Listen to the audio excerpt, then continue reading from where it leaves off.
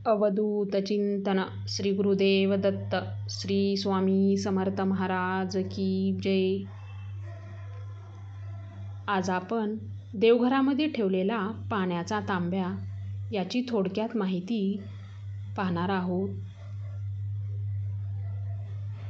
मंदिरात ठेवलेले कलशातील पाणी का इतके महत्त्वपूर्ण आहे आणि त्याचा योग्य प्रकारे उपयोग कसा करावा, तसेच आपण हेही जाणून घेणार आहोत की मंदिरात कलश कोणत्या धातूचा असावा, पितळ, तांबे किंवा काही वेगळे.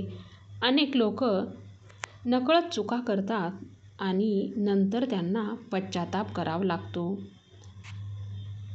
या चुका कशा टाळाव्यात, कारण त्यामुळे नुकसान होऊ शकते. मंदिरात एक कलश पाणी नेहमी योग्य प्रकारे ठेवले पाहिजे. घरच्या दिव्याबद्दल बोलूया.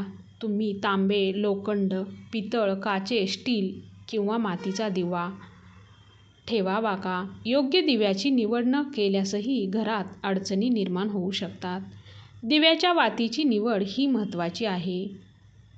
कच्चा कलावा योग्य आहे का की रुई किंवा सुती दोरा योग्य राहील? या छोट्या छोट्या गोष्टींकडे दुर्लक्ष केल्याने पितृदोष, कालसर्प दोष किंवा गरिबी यासारख्या समस्या उद्भवू शकतात.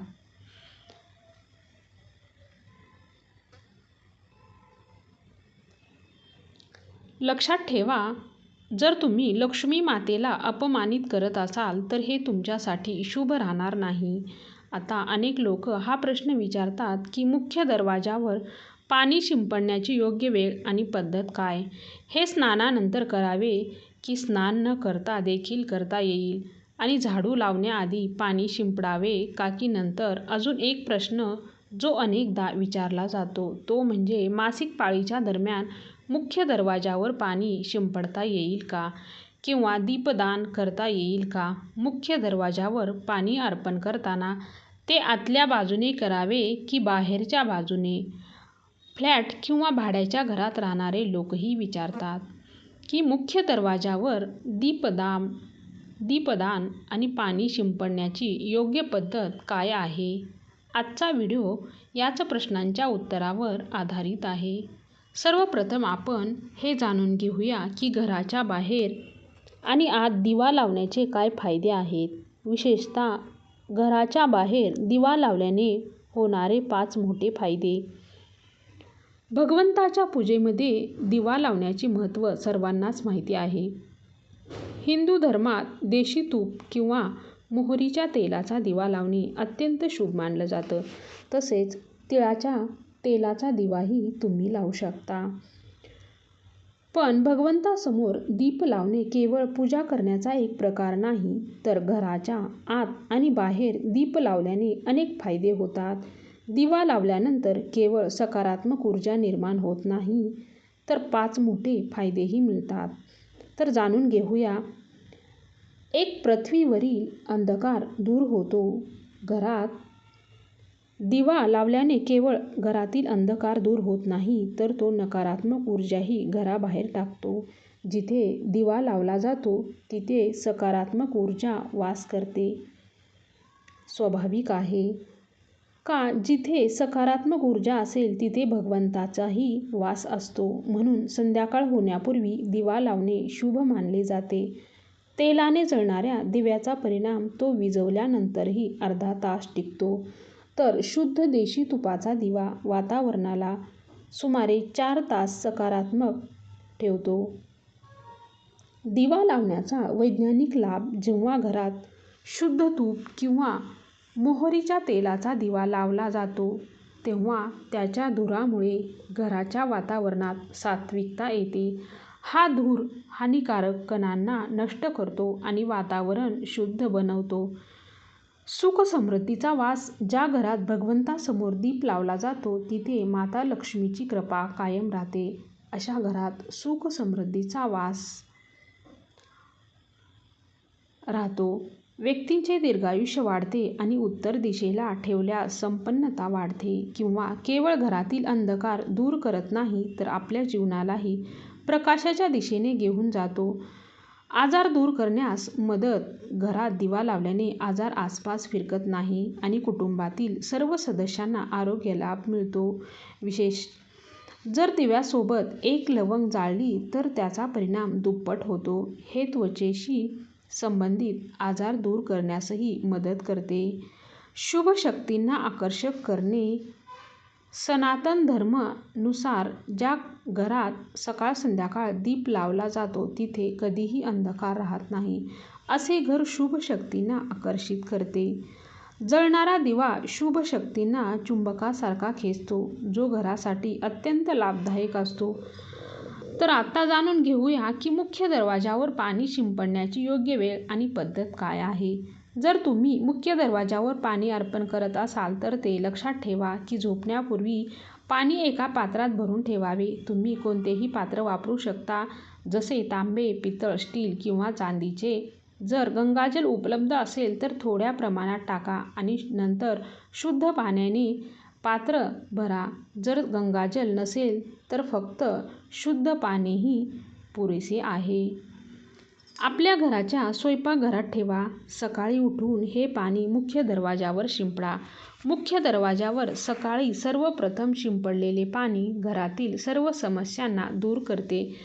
जर तुम्ही नकारात्मक ऊर्जा, मानसिक त्रास, आर्थिक तंगी किंवा वास्तुदोषांनाही त्रस्त असाल तर हा उपाय तुमच्या मदतीला येईल. स्वयंपाकघरात ठेवलेले पाणी मुख्य दरवाजावर शिंपडल्यास तुमच्या घरातील अडचणी दूर होऊ शकतात. हा उपाय केवळ वास्तुदोष आणि पितृदोष दूर करत नाही तर तंत्र, मंत्र किंवा वाईट नजरेच्या प्रभावालाही संपवण्यास मदत करतो. हा उपाय नियमित केल्याने घरात सुख समृद्धी राहते आणि आजारापासूनही मुक्तता मिळते. हे पाणी सूर्योदय होण्यापूर्वी मुख्य दरवाजावर शिंपडले पाहिजे. जर सूर्योदयानंतरही तुम्ही मुख्य दरवाजावर इतर पाणी स्वच्छता करू इच्छित असाल तर ते अडचणीचे नाही, परंतु हे विशेष पाणी सूर्योदयाच्या आधीच शिंपडले पाहिजे. अनेक लोक विचारतात की हे पाणी शिंपडण्यापूर्वी स्नान करणे आवश्यक आहे का, की स्नान करताही हे करता येईल. आपण जे पाणी सकाळी मुख्य दरवाजावर शिंपडतो ते एक महत्त्वपूर्ण उपाय आहे. ते स्नान केल्यानंतर करणे आवश्यक आहे. सकाळी लवकर उठून सर्वप्रथम स्वयंपाकघरात जा आणि आधीच ठेवलेले पाणी घेऊन मुख्य दरवाजावर जा. मुख्य दरवाजा उघडा आणि हे पाणी शिंपडा. पाणी शिंपडताना आपल्या पितरांचे आणि माता लक्ष्मीचे स्मरण नक्कीच करा. असे म्हणतात की सकाळ सकाळी माता लक्ष्मी प्रत्येक घराच्या दरवाजावर येते. ज्या घराचे दरवाजे उघडे असतात, जिथे पाणी शिंपडले गेलेले असते, तिथे माता लक्ष्मी प्रवेश करते. पाणी शिंपडताना आपल्या मनात माता लक्ष्मीला प्रार्थना करा, हे माता लक्ष्मी, कृपया माझ्या घरात प्रवेश करा. मी तुमचे स्वागत करण्यास तयार आहे. त्यानंतर पितरांचे स्मरण करा, कारण घराच्या दाराच्या उंबरठ्याला पितरांचे वासस्थान मानले जाते. जेव्हा तुम्ही उंबरठ्यावर पाणी शिंपडता तेव्हा पितर प्रसन्न होतात आणि त्यांचे आशीर्वाद तुम्हाला मिळतात. स्नान करणे आवश्यक नाही. तुम्ही स्नान न करताही हे कार्य करू शकता. आता तुमच्या पुढच्या प्रश्नाकडे वळूया की पाणी शिंपडण्याआधी झाडू लावावा की नंतर. याचे उत्तर असे आहे की सकाळी उठल्यावर सर्वप्रथम पाणी शिंपडावे, त्यानंतर तुम्ही झाडू लावू शकता, किंवा सकाळी उठल्यावरही सर्वप्रथम आपल्या हाताच्या तळव्याकडे पहा आणि माता लक्ष्मीचे स्मरण करा. इच्छित असल्यास पुढील मंत्राचा उच्चार करू शकता. कराग्रह वसते लक्ष्मी करमध्ये, सरस्वती करमुले तू ब्रह्मप्रभाते कर दर्शनम. यानंतर दोन्ही हात जोडून देवदेवतांना प्रणाम करा. त्यानंतर हाताने पृथ्वीला स्पर्श करून प्रणाम करा आणि हळूवार आपले उजवे पाय जमिनीवर ठेवा. मग स्वयंपाकघरात जाऊन पाणी घ्या आणि मुख्य दरवाजावर शिंपडा. माता लक्ष्मी आणि पितरांचे स्मरण अवश्य करा. त्यानंतर तुम्ही घरात जाऊन आपली दिनचर्या, जसे की झाडू लावणे, स्नान करणे इत्यादी गोष्टी तुम्ही करू शकतात. पाणी शिंपडल्यानंतर मुख्य दरवाजाची स्वच्छता करता येईल का? होय, तुम्ही तसे करू शकता. आधी स्वयंपाकघरात ठेवलेले पाणी मुख्य दरवाजावर शिंपडा. त्यानंतर अतिरिक्त पाणी घेऊन मुख्य दरवाजात चांगल्या प्रकारे झाडू किंवा पाण्याने धुवू शकता. काही लोक विचारतात की जर ते फ्लॅट किंवा भाड्याच्या एका खोलीत राहत असतील तर पाणी शिंपडणे आणि दीपदान कुठे करावे. याचे उत्तर असे आहे की जिथे तुम्ही राहता त्या जागेचा मुख्य दरवाजाला महत्त्व द्या. म्हणजे ज्या दरवाजावर तुमचे नाव लिहिले आहे किंवा नेम प्लेट आहे तिथेच पाणी शिंपडा आणि दीपदान करा. जर तुमच्याकडे एकाच खोली असेल तर त्या खोलीच्या दरवाजाला मुख्य दरवाजा समजून तिथेच दरवाजाची दररोज तुम्ही पूजा करू शकता.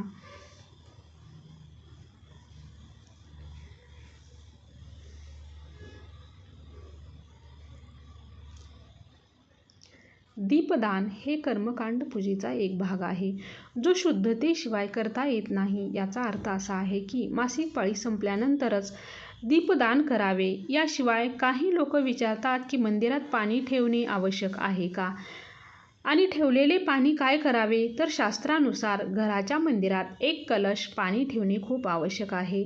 पाणी ऊर्जा साठवते. जेव्हा तुम्ही पूजा करता, मंत्र जपता किंवा देवाला प्रार्थना करता तेव्हा या सर्व ऊर्जाचा त्या पाण्यात समावेश होतो. याच कारणामुळे मंदिरात पाणी ठेवणे आवश्यक आहे. सकाळच्या पूजेदरम्यान एक कलश पाणी मंदिरात ठेवा आणि दिवा लावा. हे अग्नी आणि जलाच्या संतुलनाचे प्रतीक आहे. पूजेनंतर या पाण्याचा उपयोग शुद्ध कार्यासाठी करा, जसे की झाडांना किंवा घरात शिंपडणे. हे सकारात्मक ऊर्जा वाढवते. सकाळच्या पूजेदरम्यान आपण मंदिरात पाणी ठेवतो. दुसऱ्या दिवशी सकाळी जेव्हा तुम्ही पूजा करायला जाता तेव्हा सर्वप्रथम त्या पाण्याचा उपयोग करा. तुम्ही संपूर्ण घरात त्या पाण्याचा शिंपडाव करू शकता. हे पाणी तुमच्या घराला शुद्ध करते कारण ते सकारात्मक ऊर्जेने भरलेले असते. त्यामुळे अनेक रोग दूर होतात आणि घरात नकारात्मक ऊर्जेचा प्रवेश होत नाही. जर तुम्ही नियमितपणे या पाण्याचा शिंपडाव करत असाल तर तुमच्या घरातील समस्या हळूहळू संपतात. काही वेळा लोक तक्रार करतात की औषध प्रभावी ठरत नाही. अशा परिस्थितीत जर औषधासोबतच रुग्णाला या पाण्याला पिण्यास दिले तर औषध लवकर परिणाम करू लागतात. याचप्रमाणे जर कुटुंबात सतत वाद आणि भांडण होत असतील तर कुटुंबातील सर्व सदस्य हे पाणी थोडं थोडं पिऊ शकतात. त्यामुळे हळूहळू सकारात्मक विचारांचा प्रवाह सुरू होतो आणि घरात शांती आणि सामंजस्य निर्माण होते. जर तुमचा कोणताही व्यवसाय किंवा दुकान असेल तर या पाण्याचा थोडासा शिंपडाव तिथेही करा. हे तुमच्या व्यवसायाला यशस्वी बनवते आणि कोणत्याही अडचणीपासून वाचवते कारण हे पाणी अत्यंत सकारात्मक ऊर्जेने भरलेले असते. आता समजून घेऊया की मंदिरात पाणी का ठेवले जाते. पाणी हे अमृत मानले जाते आणि ते देवी देवतांसाठी विशेष महत्त्वाचे असते.